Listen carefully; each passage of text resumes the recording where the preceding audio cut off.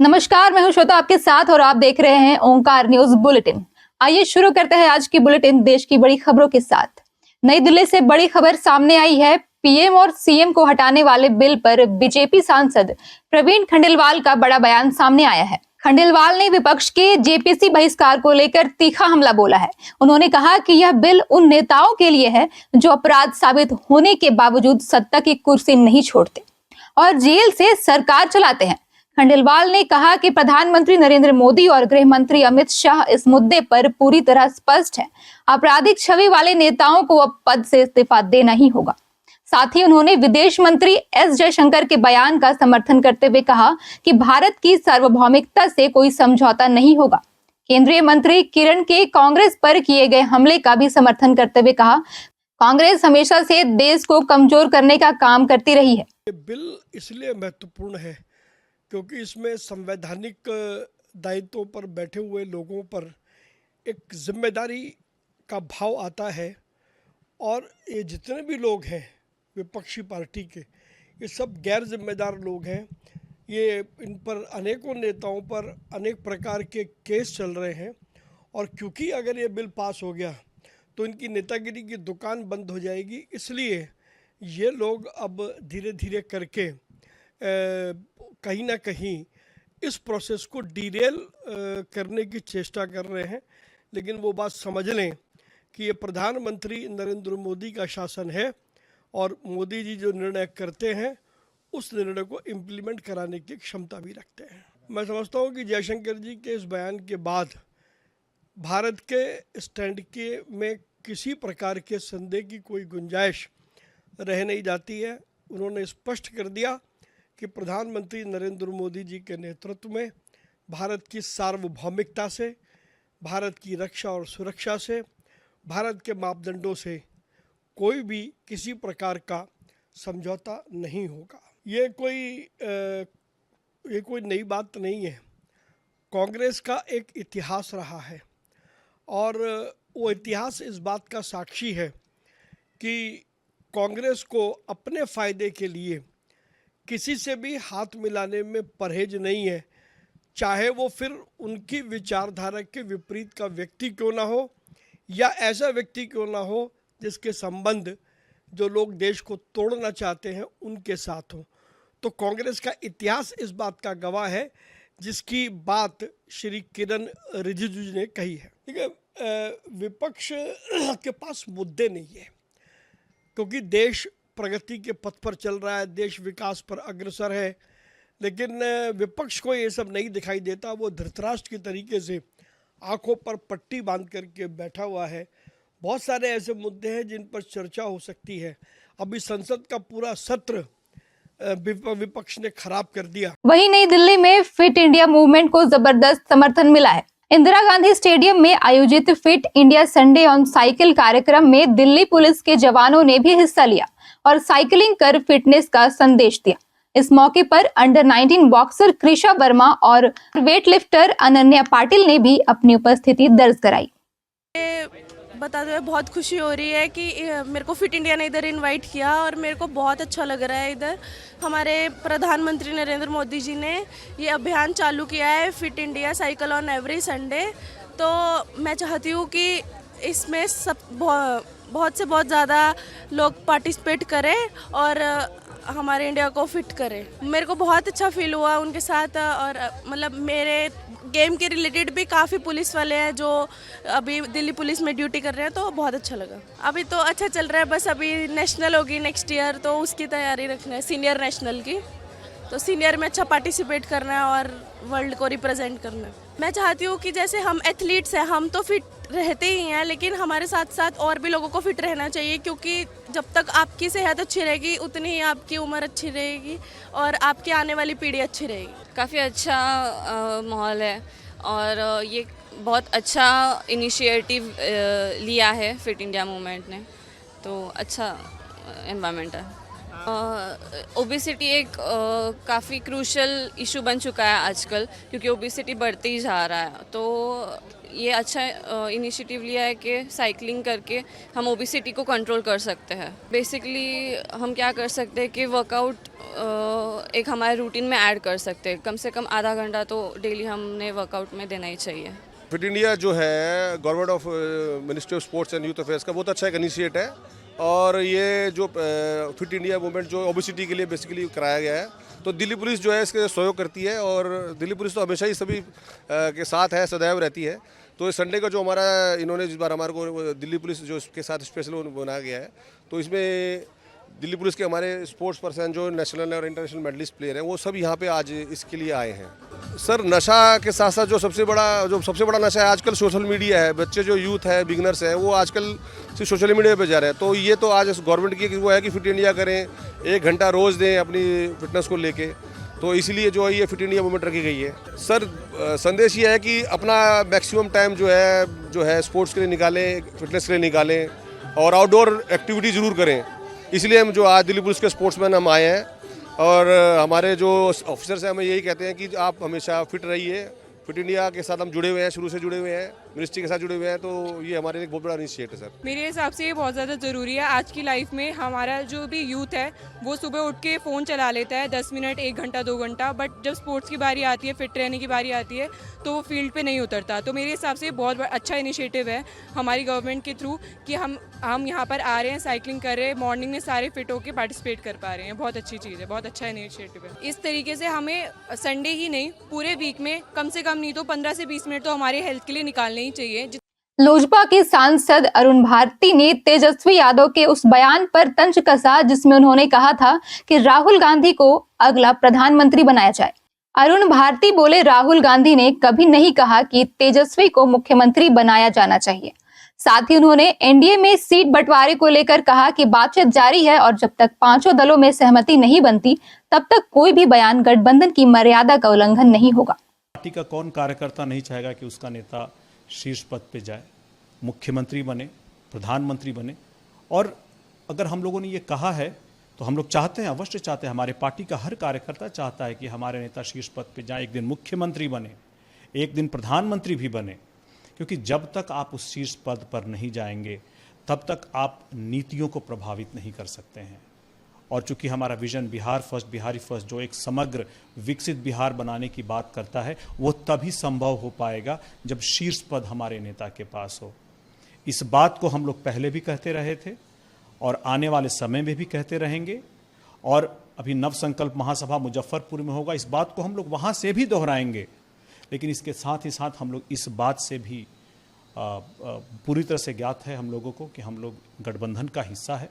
और जब गठबंधन की बात होगी तो जो सभी पांचों दलों से मिल करके जो फैसला लिया जाएगा, जो हमारे नेता को मंजूर होगा, वो हमारे कार्यकर्ताओं को, हम लोगों को भी मंजूर होगा। जैसा हम लोगों ने पहले भी कई बार कहा है, हमारे नेता भी ने भी कहा है, हम लोग पूरे के पूरे 243 सीटों पर विधानसभा चुनाव की तैयारी कर रहे हैं। और चुनाव की तैयारी पूरे के पूरे 243 विधानसभा सीटों पर ही होनी चाहिए जो भी जिम्मेदार गठबंधन के दल का सहयोगी है।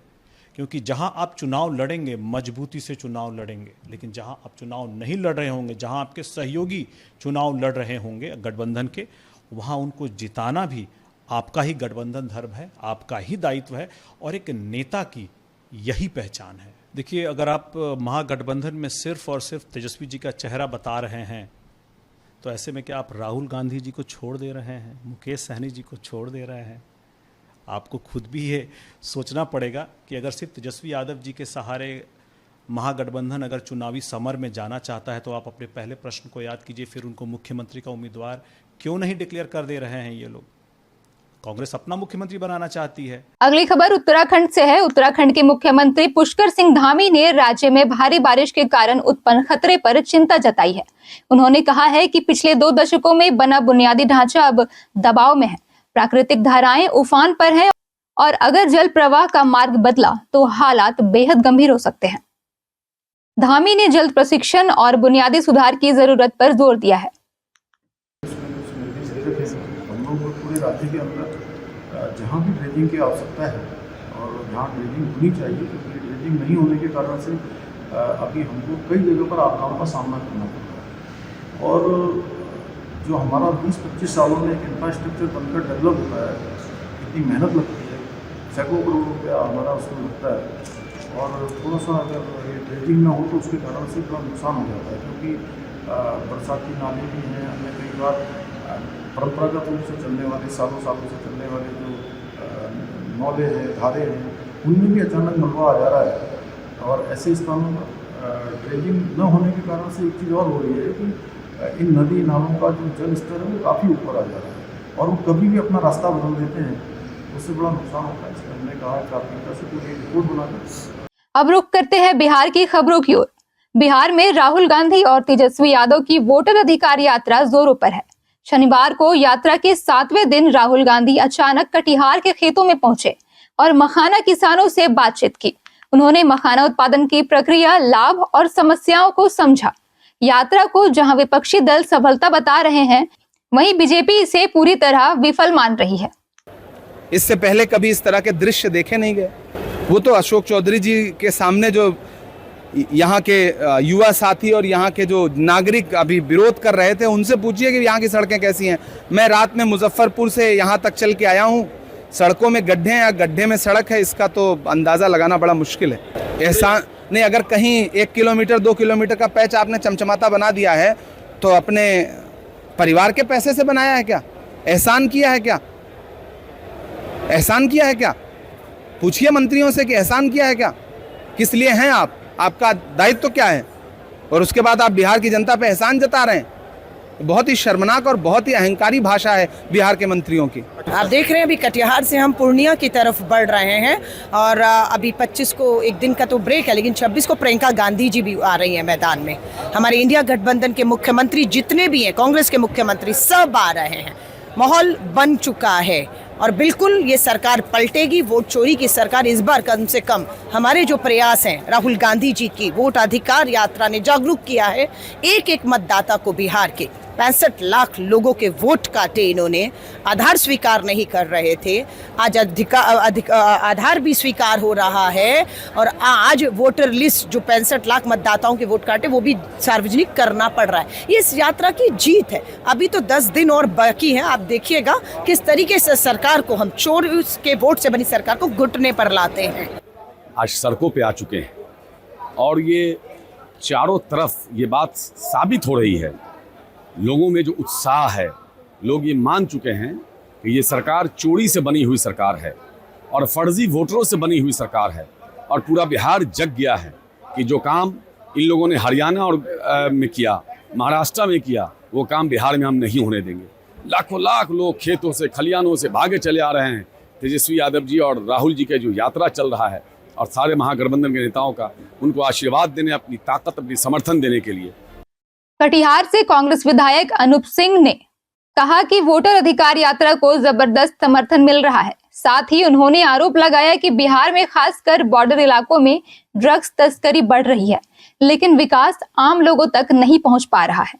उम्मीद से ऊपर उठकर यहाँ की जनता ने प्यार दिया है। उम्मीद से ऊपर उठकर यहाँ की जनता ने ये बताने का कोशिश किया है कि हम अपनी वोट को चोरी नहीं होने देंगे, और निश्चित तौर पर मेरा ये मानना है, और हम महसूस कर रहे हैं पूरे यात्रा के दौरान, हम लोगों से मिल रहे हैं, जिस तरीके से प्यार उमड़ रहा है राहुल जी के लिए, तेजस्वी जी के लिए।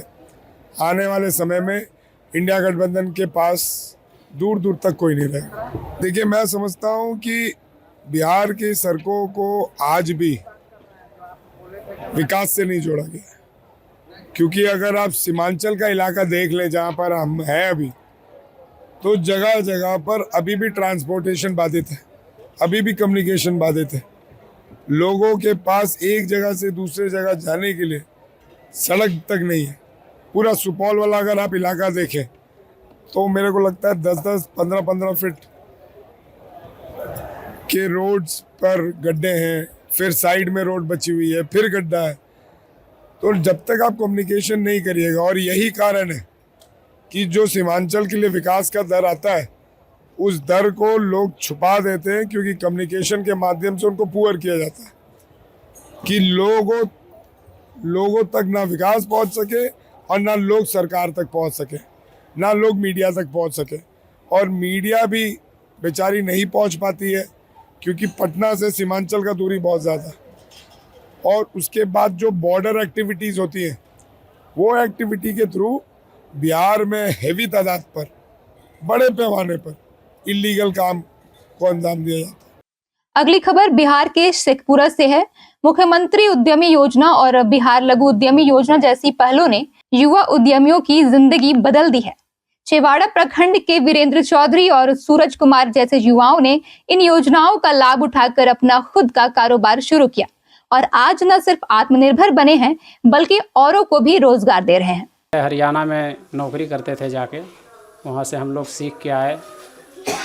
कोरोना में आए थे तो उसके बाद हम लोग कुछ पता लगाए तो सुना सरकार के द्वारा रोज़गार मुहैया यहीं कराया जा रहा है। तो हम लोग जानकारी जुटा के हम लोग वहाँ जाके पता किए तो हम लोग को उद्योग विभाग से 10 लाख रुपये का ये रोज़गार प्रदान हुआ है, जिससे हम लोग बहुत खुश महसूस हो रहा है कि दूसरे राज्य छोड़ के हम अपने ही गांव बिहार शहर में अपना रोज़गार करके और दूसरे को भी रोज़गार दे रहे हैं। ये बहुत खुशी की बात है।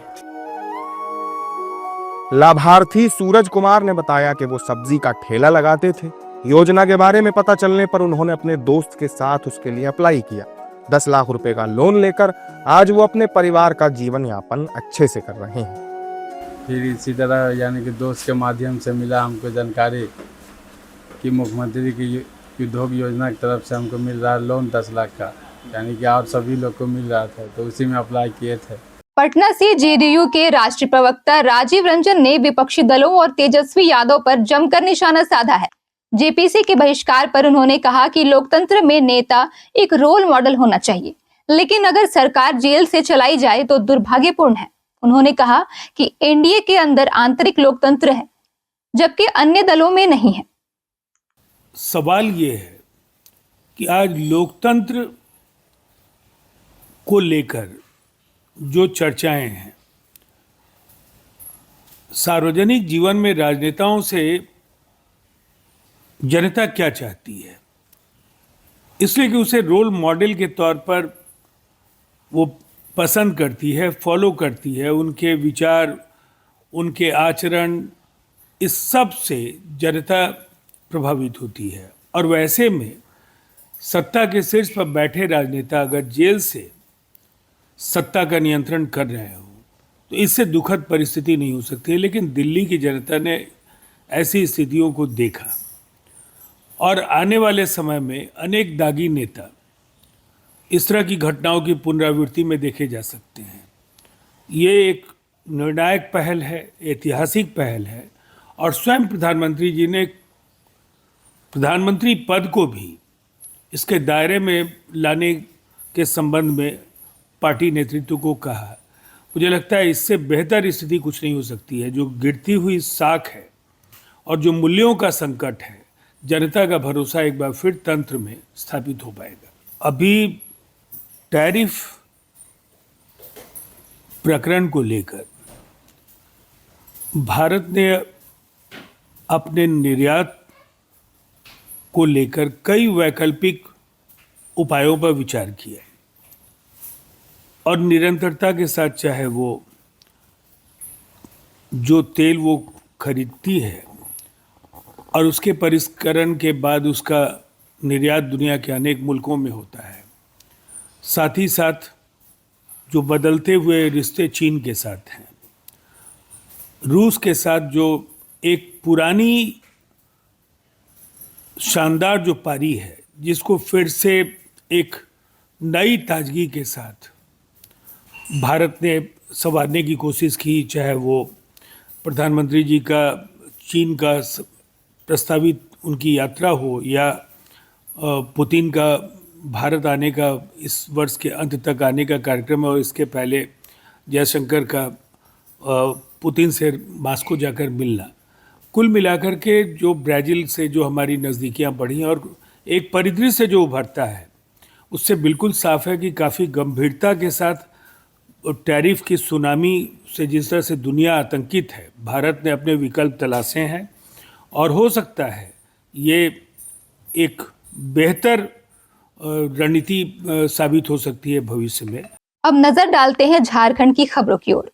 जमशेदपुर के परसुडी थाना क्षेत्र में आज सुबह चोरी की वारदात के दौरान एक युवक स्थानीय लोगों के हत्थे चढ़ गया। घटना LBSM कॉलेज के पास स्थित दुकान में हुई, जहां चोर को रंगे हाथों पकड़ा गया। लोगों ने चोर की जमकर पिटाई की और बाद में पुलिस को सौंप दिया।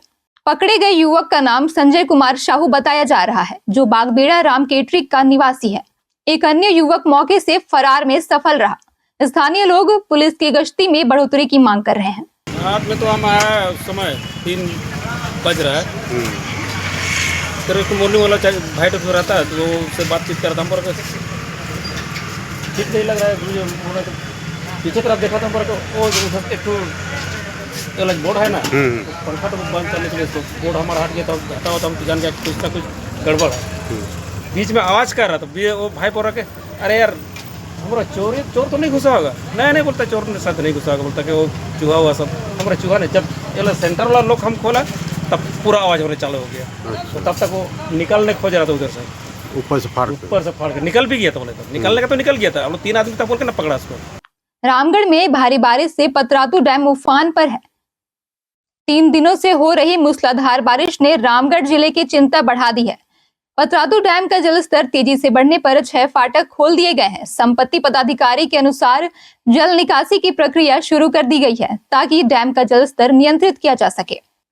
आसपास की नदियां उफान पर है और नदी के किनारे बसे लोगों को अलर्ट जारी कर दिया गया है। मौसम विभाग ने आगे भी भारी बारिश की संभावना जताई है। जमशेदपुर के सोनारी थाना क्षेत्र के टिल्लू भट्टा इलाके में DSP के नेतृत्व में बड़ी छापेमारी की गई। कार्रवाई के दौरान अवैध हथियार, नशा सामग्री और हथियार बनाने के उपकरण बरामद किए गए हैं। इस कार्रवाई को लेकर पुलिस ने मीडिया से कोई बयान नहीं दिया है, लेकिन सूत्रों के अनुसार कई इलाकों में छापेमारी अभी भी जारी है। राजधानी रांची के नगरी क्षेत्र में हो रहे हल जोतो आंदोलन को लेकर राज्य भर में भारी पुलिस कार्रवाई हुई है। सरायकेला में जिला परिषद अध्यक्ष सोनाराम बोदरा और घाटशिला से पूर्व मुख्यमंत्री चंपई सोरेन के पुत्र बाबूलाल सोरेन को पुलिस ने डिटेन किया है। नगरी क्षेत्र में कड़ी सुरक्षा व्यवस्था की गई है, जहां आंदोलन स्थल को पूरी तरह बैरिकेडिंग कर दिया गया है। आम आदमी को परेशान कर रहा है, ये बहुत दुख का बात है। इसको सरकार को गहराता से सोचना चाहिए कि जनता को इस तरह का परेशानी का सामना करना पड़ रहा है। इसके लिए हम लोग जरूर शिकायत करेंगे CM का। आप लोगों के साथ कितनी गाड़ियाँ हैं दादा? मेरा साथ तो 3 गाड़ी है, मेरा पर्सनल गाड़ी। हम लोग अभी देखे कि आप लोग उधर भाग रहे थे पूरा स्पीड में पुलिस को, तो क्या कहना चाहेंगे इस पे? भाग नहीं रहा था, मेरा ड्राइवर वाला घूम रहा था। मेरा अंगरक्षक तब तो ये बाहर में था। जैसे हम लोग रिकॉर्ड कर रहे थे दादा कि बहुत स्पीड में उधर गए, पुलिस आपके पीछे नहीं है। आपका स्पीड नहीं है, स्पीड गाड़ी नहीं था। आपका 10 का स्पीड था, जो जितना नियमित होता है स्टार्ट करने से गाड़ी। आपका वहाँ कोई बताया है कि वहाँ पर घूमने से आपका ये होगा। तो अब आप लोग क्या करेंगे और क्या है? अब आप लोग क्या करेंगे? हम लोग तो प्रशासन को बोला ठीक है, नहीं जा रहा, तो हम लोग घर जा रहा। नहीं बोल रहा है नहीं जाएंगे, नहीं जाने देंगे, तो बोल रहा थाना। तो हम लोग घटना एक तो ये किया है, यूट्यूब वगैरह में बहुत सोशल मीडिया में आया है, पत्र में आया है कि सूर्य हंसदा का इनकाउंटर हुआ है। तो क्यों हम लोग थाना जाएंगे बिना गुनाह का? उसको ये इनकाउंटर का फर्जी इनकाउंटर किया है, तो बहुत दुख का बात है। आदिवासी ये है, तो अब वो सरकार बोल रहा, सरकार क्या सो गया क्या? बहुत दुख का बात है। इस तरह का नहीं होना चाहिए। आम जनता ये आपका आँख खुल गया है, इसके लिए बहुत आंदोलन होगा। समझ ना, बर्दाश्त का हाथ का बात हो गया। और हम लोग भागेगा नहीं, यहाँ अपना घर है, अपना गांव है, क्यों भागेगा जी? रांची और आसपास के क्षेत्रों में लगातार हो रही भारी बारिश के कारण जोन्हा, हुंड्रू, दशम सीता और रिमिक्स फॉल जैसे प्रमुख जलप्रपातों में खतरनाक उफान देखा जा रहा है। जिला प्रशासन ने पर्यटकों और स्थानीय लोगों से अपील की है कि वे इन जलप्रपातों के आसपास न जाएं।